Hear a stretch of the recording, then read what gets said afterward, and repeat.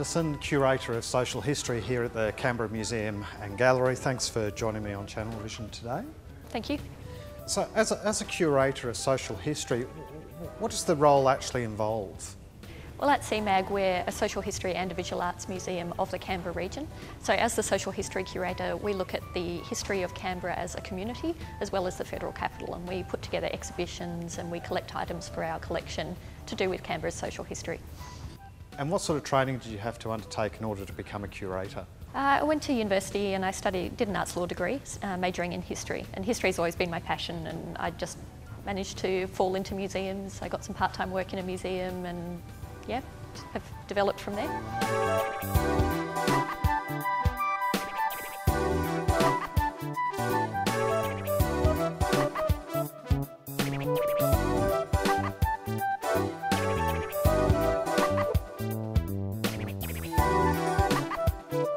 Peter Barclay, thank you very much for joining us on Channel Vision today. Hello, Steve. Now, Peter, you're an exhibition partner for the King O'Malley's exhibition. Can you explain to us a little bit about what that involvement entails? Sure, Steve. Look, I've got a general interest in King O'Malley and in Canberra, and I think it's just a wonderful time to get involved with this exhibition to commemorate Canberra's centenary. On a personal level, I've lent items from my own private collection, including one of the paintings behind us, and some maquettes and programs from the exhibition that have been held in the past. So, Peter, you're well known for your passion for the King O'Malley story. Can you tell us a little bit about those passions? I think it's a fantastic story. King O'Malley was one of the most colourful politicians Australia's ever had, and he arrived in Australia at a time of great change. Having seen America progress, he arrived in Australia and saw the opportunity for our country, and I think it's just really exciting for someone like him to come in and make such an impact in a foreign country and be responsible for picking Canberra's location and its ultimate design. Well, I selected King O'Malley as a topic for an exhibition, first of all because it hasn't been done, and in the terms of Canberra history that's quite a unique thing, a topic that hasn't really been looked at in depth before. Also because he's a very interesting man, of course. He was very charismatic and a bit of a rogue, so he makes an interesting character to look at an exhibition. Finally, because of his importance to Canberra and Canberra's history. He was Minister for Home Affairs with responsibility for building Canberra at a really key period in Canberra's history, so it was a good fit for the Canberra Museum and Gallery.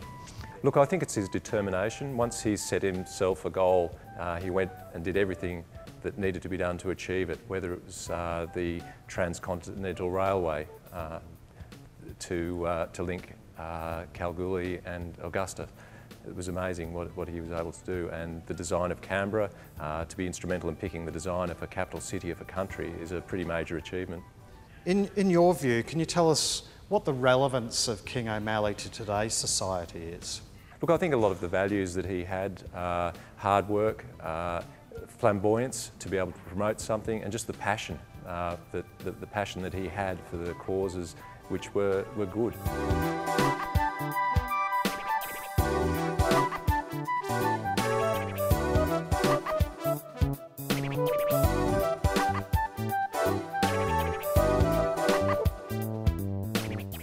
What were some of the challenges as a curator you were faced with in putting together this exhibition?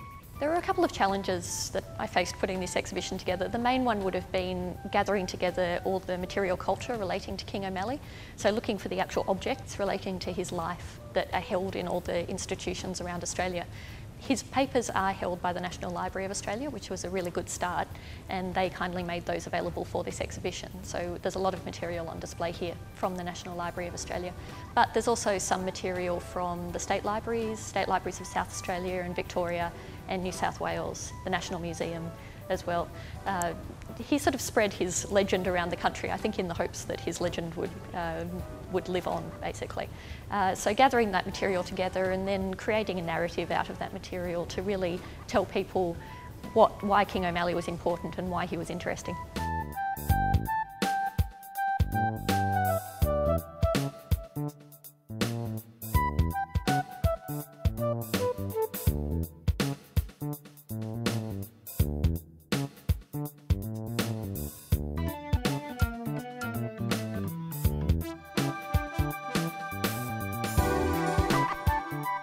Now, Peter, you were responsible for commissioning a portrait of King O'Malley. There's a bit of a story behind that. Can you talk us through that story? Steve, I was reading Arthur Hoyle's book on King O'Malley, and I came across a photograph of a portrait of King O'Malley done in 1953, painted by Dudley Drew for the Archibald Prize, and I thought it was a pretty spectacular portrait. It captured a lot of character.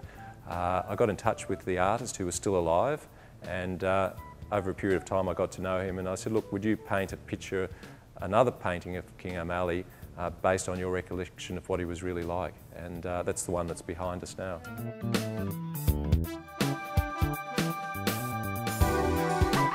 The original one on the other side was painted in 1953, and the artist had to work quickly over a 10-week period because King O'Malley was 99 years of age, and he had to prop him up in bed, put a suit on and make him look very formal for this portrait for the founder of the Commonwealth Bank. But in reality he was 99, he was very weary, he wore an old trench coat like the one in the portrait behind me with his favourite red scarf and an opal tie pin, and this is what he really looked like, and this is what the artist wanted to paint, but he had to paint the more formal one because it was a commission and also an entry in the Archibald Prize.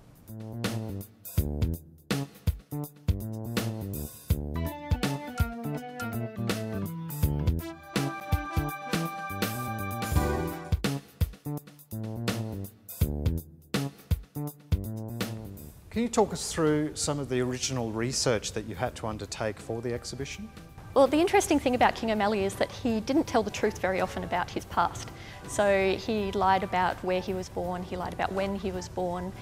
He also told fabulous stories later in life about why he first came to Australia. He was actually he lived in America before he came to Australia, and he turned up in Melbourne in 1888. And there'd been some speculation about why he had come to Australia in the first place.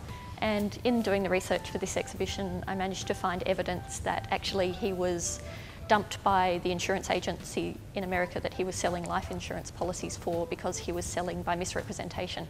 So he was sort of ripping people off, and his insurance company dumped him, and a couple of months later he hopped on a boat and came to Australia. So I was able to find evidence in newspapers that that was the reason that he came to Australia, basically. What would you say are some of the legacies or perhaps hopes that you wish to achieve through having the exhibition being held? We hope this exhibition will really raise the public consciousness about King O'Malley's role in Australia's history and also in Canberra's history. Maybe throw a bit of light on some of the events surrounding the founding of Canberra, particularly the events around the naming of Canberra and the laying of the foundation stone. Hopefully this exhibition will continue to have a bit of a legacy in terms of spreading the legend of King O'Malley even further. Obviously Canberra's centenary celebrations are right on our doorstep in 2013. What's the relevance of the exhibition being held now for that?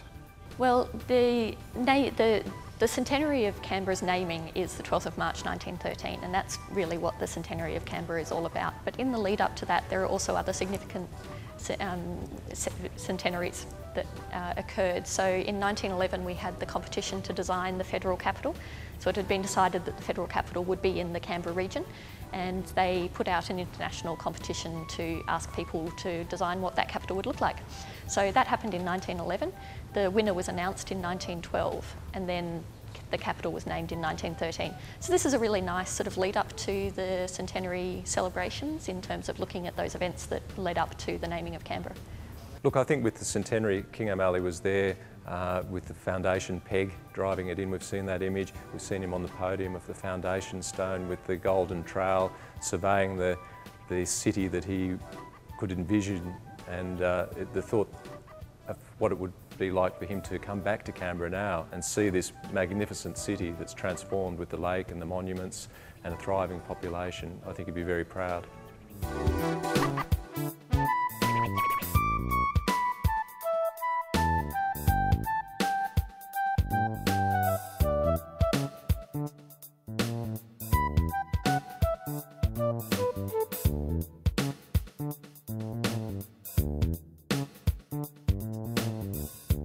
Now, Peter, you're a collector of King O'Malley historic items, memorabilia, if you like.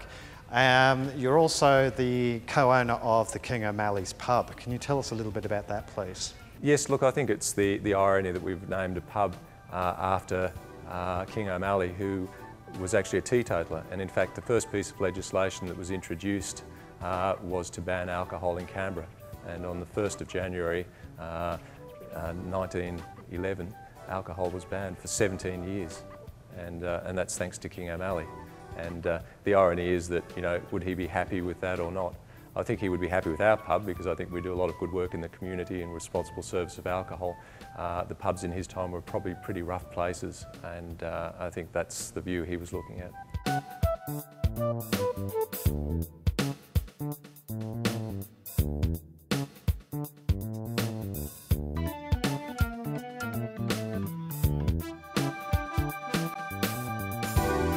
Does King O'Malley have any descendants, any relatives around today?